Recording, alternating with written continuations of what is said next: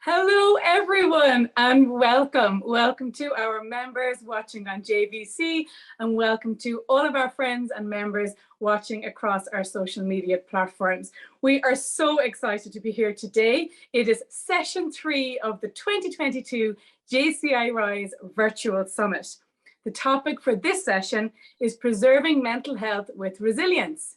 I am JCI International Vice President Keira Keogh, and it is my honor to be serving on the Board of Directors for 2022 under the leadership of President Argenis Angulo. Of course, this year, President Argenis has been asking us all to serve with duty. The theme this year is Leading is Our Duty. And for me, I have been serving this organization since 2013 at a local level, national level, and international level. I first was attracted to the organization under the community pillar, and I have really fond memories of projects such as the Dogathon and the Bradbank Appeal, but those are stories for another day. I then stayed and got more engaged in JCI with the other 3 pillars: business, international, and individual development. In fact, when I joined, I was a shy, nervous girl, and now I'm a world debating champion and also had the honor of hosting the award ceremony at European Conference this year. Our members know, and we want our friends to know, and our friends in BNI to know, that JCI is a place where you can develop into the leader you never knew you could be. However, back to today's topic. Why are we here? We're here for the Jci Rise Summit. And as a psychologist, mental health and resilience is a topic I am super passionate about. Studies have indeed shown a strong association between resilience and mental health. We are happy that the audience today will go away with some practical tips and advice from our esteemed speaker. It is so important that after our basic physical needs, that we then look after our mental health, that we feel mentally well, that we feel well enough to make choices that support our health and our development. Now, more than ever, this topic is so relevant. With conflicts and wars in places like Syria and Ukraine that result in social and economical challenges like refugees, rising costs of energy and fuel, not only that, the climate crisis, and not to mention that we are only now emerging from the COVID-19 pandemic that really had a huge effect on so many people's mental health and triggered anxiety and so many things. We as a society, we must move forward. We must move forward towards sustainable development. And that means ensuring that this generation can meet our needs without compromising future generations. We must ask ourselves, are we prepared for threats? Can we absorb them, recover from them, and adapt to challenges that are facing us? Can we thrive in the face of change? Of course, JCI has an answer to this. Our members are busy working on the Jci Rise Initiative. This initiative mobilizes action, empowers our members to encourage economic growth and recovery. It motivates the workforce, and as important for today's topic, we're trying to improve mental health. We're trying to build, rebuild, invest, sustain, and evolve. And if you're watching at home, of course, you can use our hashtag on all the social media platforms, Rise with JCI. We would love to hear more from you and your thoughts on resilience and mental health. The Jci Rise Initiative is aligned with the Sustainable Development Goals, namely SDG 1, no poverty, SDG 3, good health and well-being, SDG 4, quality education, SDG 8, decent work and economic growth, SDG 9, industry, innovation and infrastructure, SDG 11, sustainable cities and communities, and SDG 12, responsible consumption and production. I have just come from JCI Latvia at their national convention, where they are really busy working with refugees and children from Ukraine on their project called Retreat Jci, where they have been providing mental health workshops, access to fitness, games and fun for the children. This is proving really, really great and getting that first step back to mental health and well-being. And their next step will, of course, be trying to reintegrate them into education and into the workforce. Many more of our members across Europe and across the world are finding sustainable solutions through the RISE initiatives to solve social, economical problems and, of course, achieve sustainable growth. But I'm sure the members at home are getting tired listening to me speak, and they're, of course, excited to hear from our very special guest today, coming from our partners, BNI. So let me introduce to you who we have with us today. She goes by the name Dr. Moons, and she has a never give up attitude. With over 32 years of experience, she is the founder of Dr. Moons Training Academy. She is the director of People Practice, a human resource consultancy. She is a mental health professional, a counselor, an NLP trainer. She's an executive director regionally for the Krishnagiri region in India. She has a doctorate in humanities and a double master's. She is so passionate about training and helping people reach their potential, and her motto in life is strike gold in yourself. And after that introduction, Dr. Moons, I know that the audience here are so excited to hear from you. So I'm going to hand over to you for a few minutes to introduce yourself. Sure. Thank you, Keira. Thank you. And I'm so excited to be here, honestly. And this is a lovely session. Fantabulous greetings to all my JCI partners and the global team and the Jci Rise Virtual Summit Committee team who's organized this lovely event. It's an honor to be part of this as a part of BNI. My sincere gratitude to Claire as well as Mac, who gave me this opportunity to be here. So about myself, you have already introduced me, Keira. I have to just say that I'm passionate about people. And on the personal side, I'm married. I have a son who's 23 years old, who's graduated. And my passion is to work with people, develop people. And that's how I became a part of BNI after 32 years of corporate experience. I was with IBM, I was with Tektronix as a head of HR, I was with Broadcom as a head of HR. So I've been into the field of people. So people management and people development comes automatically to me. And I believe in one thing, whatever well-being, if you have the mental health well-being, you can go gaga about anything. So I come with that background here. When did you start seeing the mental health topic within the workplace start to rise and become important? 1990 onwards, from my MSW days. So 1990, I completed my first master's and then moved on my journey to the various corporates. And from then onwards, I got into the counseling, various kinds of counseling. You can name any kinds of issues as such. Been with that almost about, I would say, 32 years of experience in counseling, coaching, as well as HR-oriented developmental gamuts. So we have a very experienced speaker here today. And what's so exciting is many of our members have started sending in some questions. So not to put you on the spot, but I hope you're ready for some questions. Yes, I am ready. And I also have to tell you something interesting, which I don't think Natalia knows. I'm also part of JCI as a part of Hosur Lake City Queens in Zone 16 at Hosur. I just joined about maybe a 1-year stint, and I'm the secretary of that LO. Fantastic. So not only are you a member of our partner organization, BNI, you're also a JCI member. So this is fantastic. We're so blessed to have you here. I hope your first year.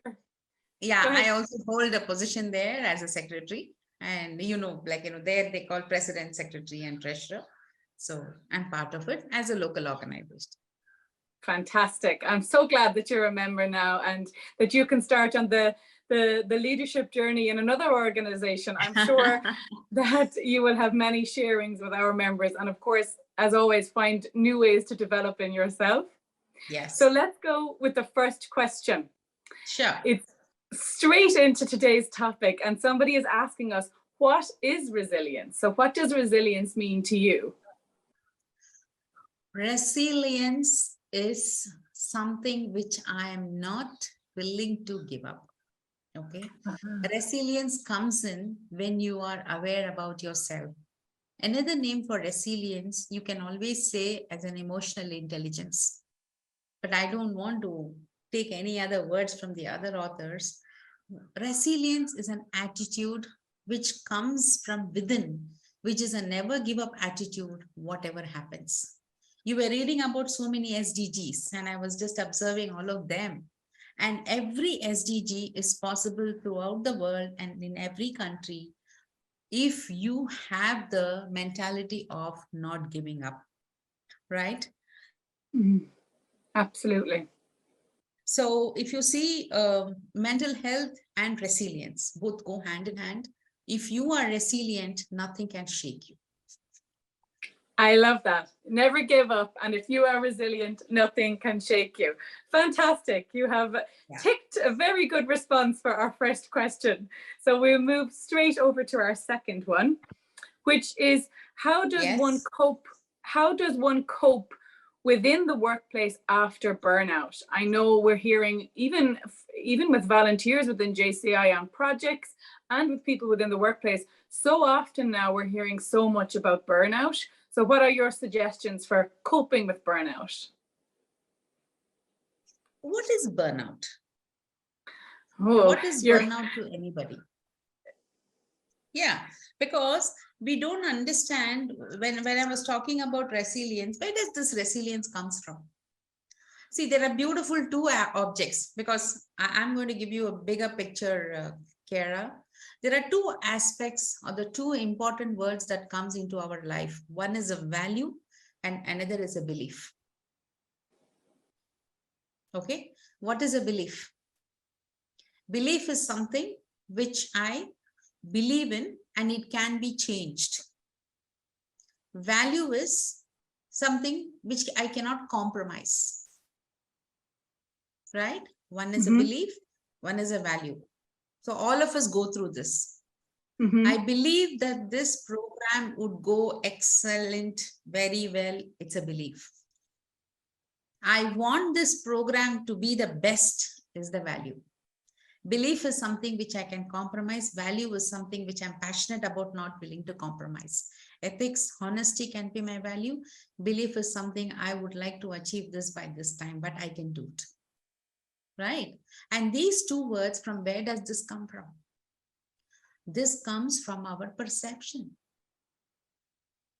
What is perception? Perception comes from our family, our social background, our educational background, our peers, our friends, right? It comes from the various wherewithals that we are used to, right?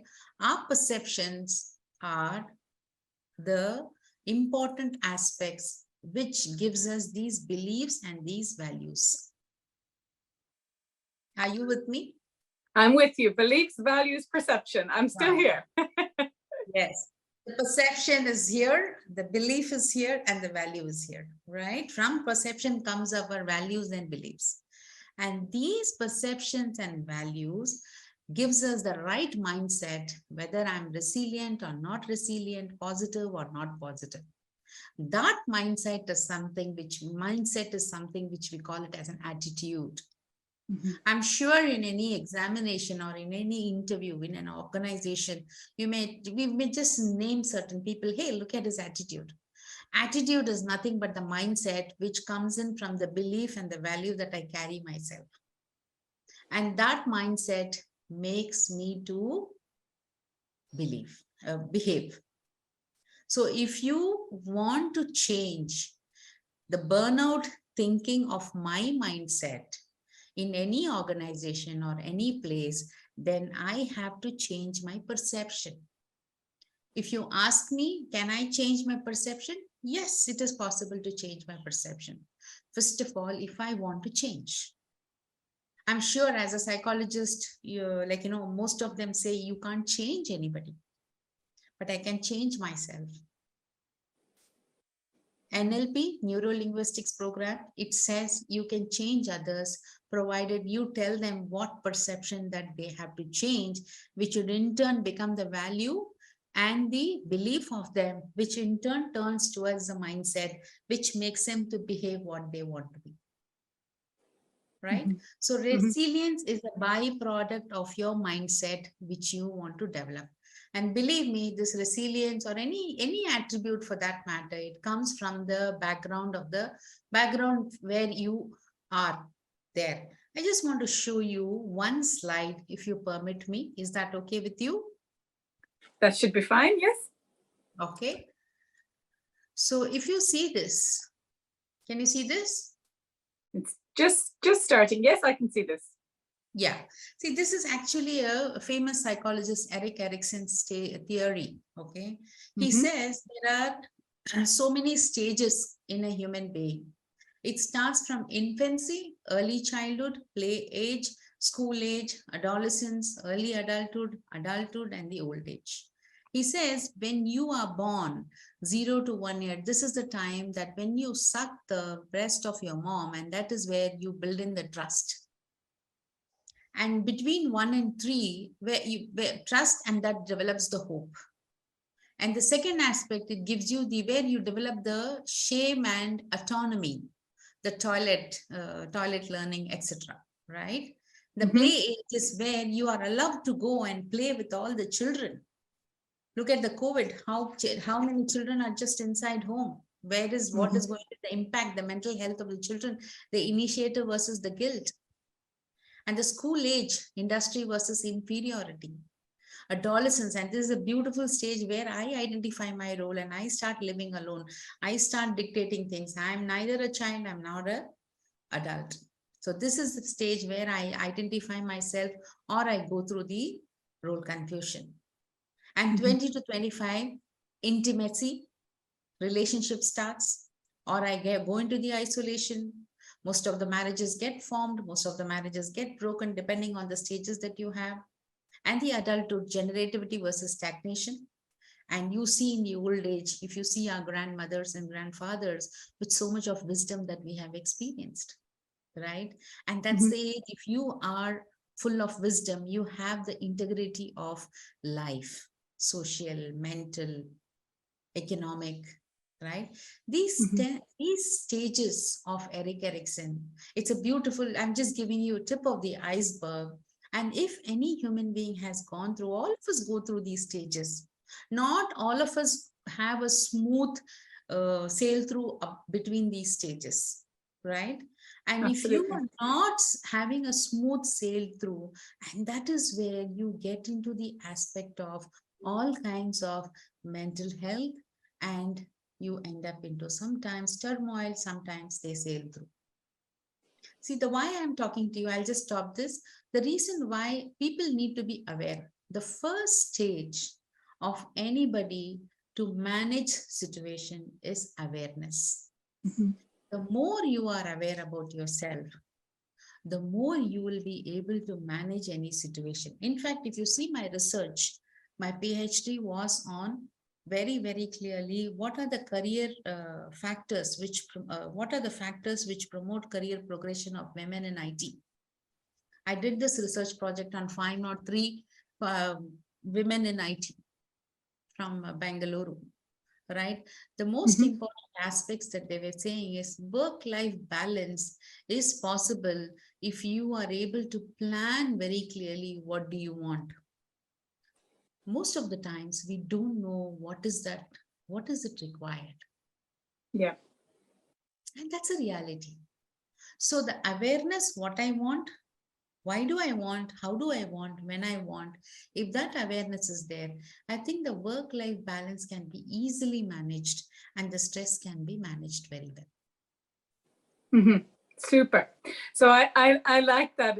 It's taking the nuggets from that, where, you know, if people have that perception of the work-life, the balance, and they perceive themselves as burnt out, going back to their beliefs and values and why they are there and what they want to achieve, can help them overcome that. Thank you so much for that answer. Our members are very busy sending in more questions, and you've been answering them so beautifully. I think we will go to the next one.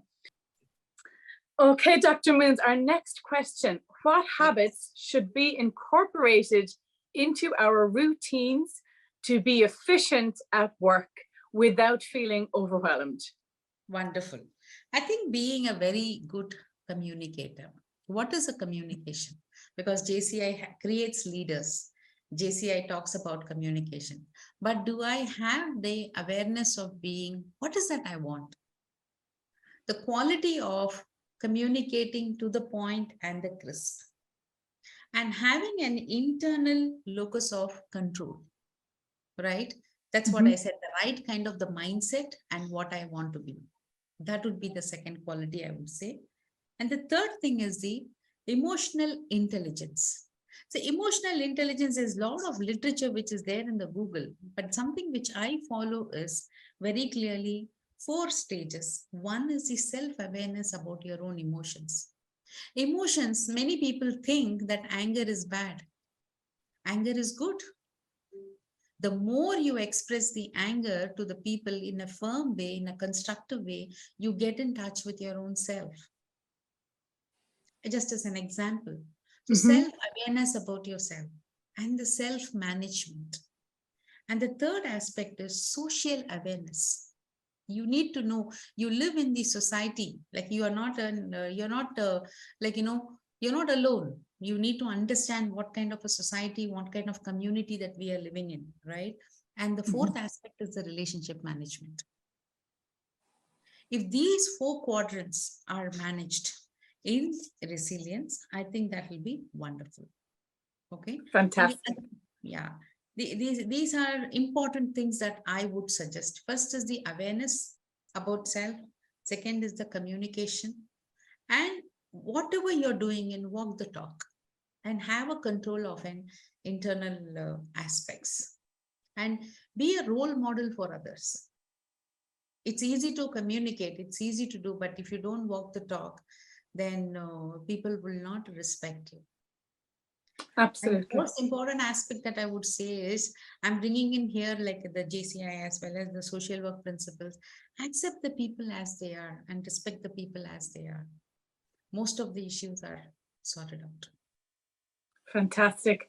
I think that at the JCI headquarters, they did a very good pairing when they put me and you together, because emotional intelligence is a huge passion of mine. And in fact, I'm here in Estonia tomorrow ready to give a training on emotional intelligence. So I think me and you are paired very well for this virtual summit. And I fully agree with getting people to work on those 4 areas. So really great. We have 2 more questions that have come in for our members. So you're doing great. We'll keep going. And I think the members are getting some really good tips and advice from you. So how does one achieve a work-life balance? I think you touched on this earlier with some practical tips and advice. So I know you talked about the correct mindset and your belief and values, but what practical things can people do if they've never considered their work-life balance or consider their values? Where would you get them to start at a practical level? Yeah, I think the practical level starts from what is that I want. Okay, I give you a story of my own self. When I was working in IBM in the year of 1996, 1997, I started with them and I got married and I had a child. You know how things move on, right? So when a child was there, I was not able to spend much time beyond the timing. Right. So you are restricted to a timing. In India, it is a little different, right? In US and UK, it is totally different. It's 9 to 5, 9 to 5. But in India, sometimes we have to extend our hours. But when you have a life, when you have a work as well as a family to manage, you have to decide what you have to do, but within the plan and within the objective, within the agenda. So my morning times, it used to be from 8 o'clock I would start and 5 o'clock I would wind up. Right. And I was very clear, and the networking that I used to do and keeping people informed, saying that this is what I wanted. So clarity on what I want, clarity on how would I do it, what would I do it, and whose support that I required. If I didn't have a support of my family, and if I keep quiet about it, if there is no support, then I'm not going to win this race of work-life balance. You need to talk, you need to communicate. It is not that anybody is going to cut you off. It's not that. Most of the time, the fear comes in whether I will be accepted or not. The culture in India is totally different. The culture in other countries is different. Everywhere the cultural aspects are there. In India, if you take, we have a joint family systems where we have about 15 people living in one house. And for you, if the career is most important, what will happen to the family? But me, as an example, I was able to continue this career and I enjoyed my career. It is because I was always talkative and I was always communicative. And I had an excellent family who always told me, talk whatever you feel, just communicate, ask for help. I think if you ask for help, most of the issues are sorted out for any man or any woman. So this is something which I have seen. It's not that the work-life balance comes in only for women. It is also men. As a manager, I've seen things both the sides. Fantastic. Yes. Yeah. Yes. For any gender, it comes in. I have experienced, and that's where you seek the right support, and you have a networking, and you have an organizational feel. I would say, how do you get attached with your organization? How passionate you are to tell people, hey, I want to do this, but I need this help. Put up your hands and ask, you will get the help. Absolutely. And I think that JCI is such a wonderful place for support. As you say, knowing what you want, knowing how to get there, and then leaning on support. I know for me, the fellow members of the board of directors, and indeed our executive vice president, Jenny, you have our goals for the year and our plan of action, and we know what we're supposed to be doing. But like that, we have our executive vice president, Jenny, and she's a mom herself. And I think sometimes that helps her to remember to check in. Did you eat? How are you feeling? Have you got some exercise? So even though that she's pushing us towards the goals this year, she's remembering to make sure we're looking after ourselves as well. And you feel that support as you're moving through the year. So I 100% agree with you. Yes. And also, see, unless you communicate, you would not, your mentor or your person who's going to support you or your coach cannot help you unless you communicate. So the basic thing starts from what I want, that clarity. That's what I said, like all these, we saw the different stages. We spoke, it's because of the family, how I was. Something prevents people to talk what they want. The clarity, the awareness, everything starts from there. If you are able to move on from there, then things will fall in place. Fantastic. We have one more final question from our members. And this one is a little bit tougher, I think. It's linking mental health with our economies. And why do you think it's so important for our economies that the mental health is strong and well? I would like to say one thing here. I'll just give you a definition of mental health. 1 minute. So what is mental health?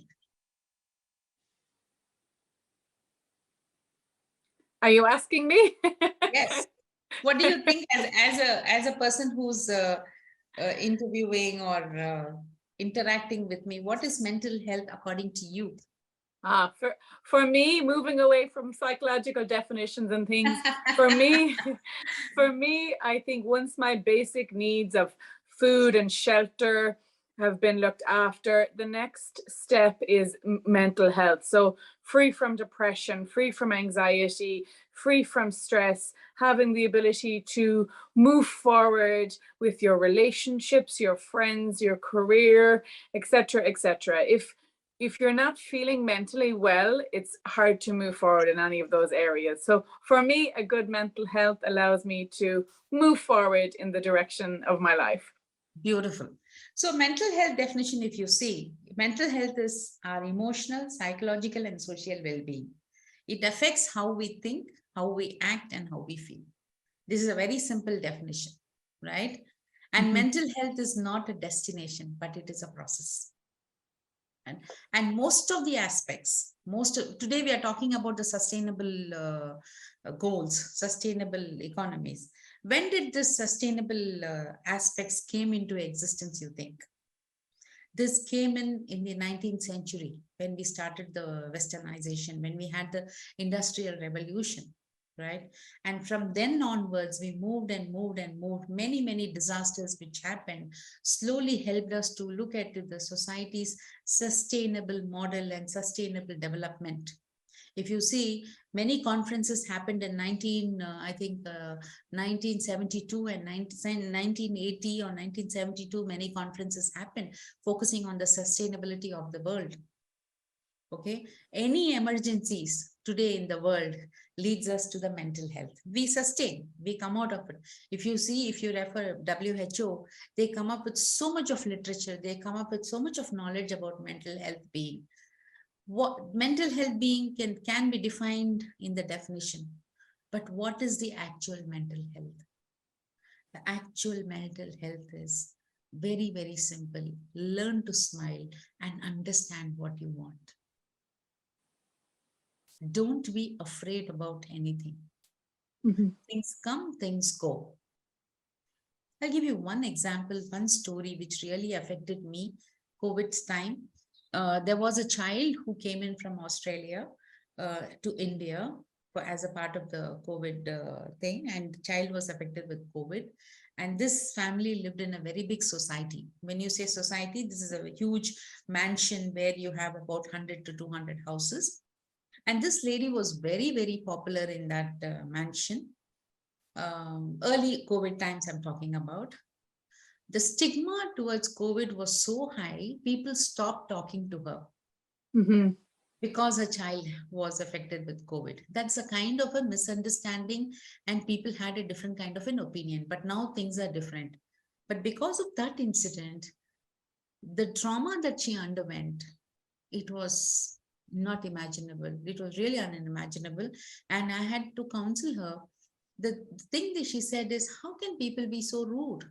It's because lack of awareness. Yes, and fear and lack of awareness. Fear and lack of awareness, whether they would get affected by this at any cost. The media also increases. We have a lot of reasons behind all these aspects. But the more you are aware, the more you learn to smile, and the more you treat others to be like, you want to be treated well. The same way, if you learn to treat others, I think these aspects can be managed whichever economy you are. There are so many examples. You take a tsunami. How much Sri Lanka was affected, how much India was affected because of this an emergency. Right? You take any kind of a disease, whether it's a plague, whether it's a polio. So when there is no awareness, people get into it. But the more the awareness is, people sail through very simply. The thing that we know we need is, as an economy, whichever economy you belong to, strong or weak or thing, you learn to treat others with respect and help the other person, your neighbor, to sail through this. And most of the issues will settle. Absolutely. And I heard a quote, I can't remember the exact quote, but something along the lines of, if you don't look after your employees' physical and mental well-being, well, they will take the time anyways. And I see that also for me as an employer. You have some staff that are so driven to achieve and to have promotions and move through the workforce that they might not take the time when they physically need a break or they mentally need a break. And when you look after them in the times of physical and mental illness, then the results will be far reaching. Dr. Mills, I would like to give you one example. Yeah. Sorry. Go. Okay, sorry, continue. No, go ahead, please give an example. Okay, I want to give you one example here, combining the mental health and the resilience. I know a family who was totally affected at the COVID. I think it's early 20s or 21. This family was doing a lot of consulting job. Okay, and they had about 50 employees, and suddenly they lost everything because the customers were not willing to pay. Right, and how do you manage this situation? Yes, there is an emergency. But I am an entrepreneur. How do I manage? And BNI, because I'm bringing in the business is something, like when I employ people, I'm also bringing in a lot of economical development of my own country, right? 50 employees losing, telling them to go, or how do I manage?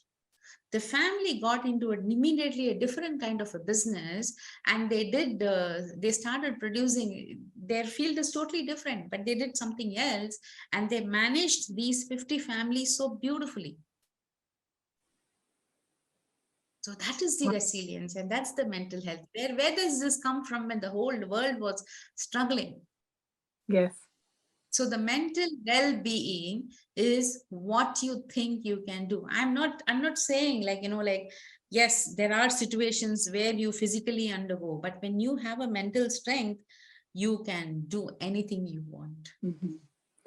So that self-dependence and the that comes up. That is that's a root cause for the resilience that you have. So these two things go hand in hand. The more you are resilient, you can manage COVID or anything. I'm an example. By God's grace, I have not gone through any COVID. It is because of my mental resilience, I would say. And I used to do regular breathing exercises because I know what to be done, the awareness, very simple. I'm sure many of the people are there in the world. So these two things, if you want to be prepared, you want to have a mental well-being, first of all, you need to know what you have to do, and just follow very simple things and keep going with a lot of humanitarian basis. Like JCI says, lead by example. Yeah, beauty. Yes. Or leading is our duty. Exactly. Yeah. Absolutely. So that's it. You be an example. That's how people will follow. So that's what most of the organizations are. See, home moves on to the organization. Organization moves on to the big B's, and big B's move on to the country, and country go on to the world. So it has to start, anything and everything. It has to start from the home. Absolutely. When we are able to inculcate that habit in every human being, I think that's what WHO is trying. Everything will fall in place. Absolutely. Think local and act global. Or no, think global but act local. Isn't that right? And as we are trying to do to develop leaders. Beautiful. That's what BNI has taught us. It's a good partnership. Very good. Yeah. Dr. Booth, I don't want to keep our audience too long, and I think you've given them practical tips, but I'm just wondering if you have any final thoughts for our audience before we close out the session. Maybe something about your motto. I think the most important aspect is be willing to learn, okay? And be sure of what you want. And I would say be aware. Don't hesitate to go and learn many things, because we sit in a lot of the assumptions thinking we may know. Ask for what you know. That's what you don't know and what you know. You could just keep asking, network with people, and for which you need to be sure what do you want in life. See, mental health well-being is very easy, provided you know where to start and where to end. If you are going to get into this in certain aspects, saying that, hey, I'm going to go for this, instead of that, take the right advice and keep moving. Ask. That's what I would say for every human being. When you're in need, ask. Things will come to you. Amazing. Thank you so much. It has been such a pleasure talking to you, and I really feel that the members and audience joining the JCI Rise Virtual Summit will have received so much from your talk, thinking about their beliefs, their value system, where they are now, what they want in the world, and remembering to practice resilience and adaptability.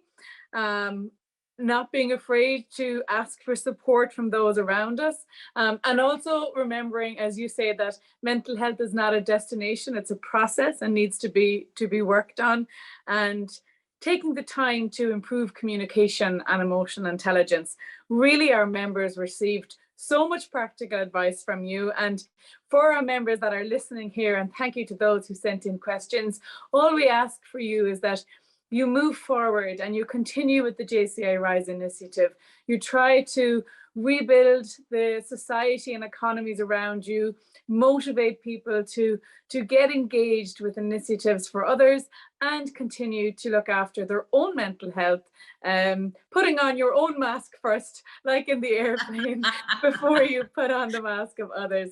Dr. Moons, I want to thank you so much. It has been a pleasure, and we could do a hug, but we're on this virtual summit, so I virtually give you a hug and thank you for coming along today.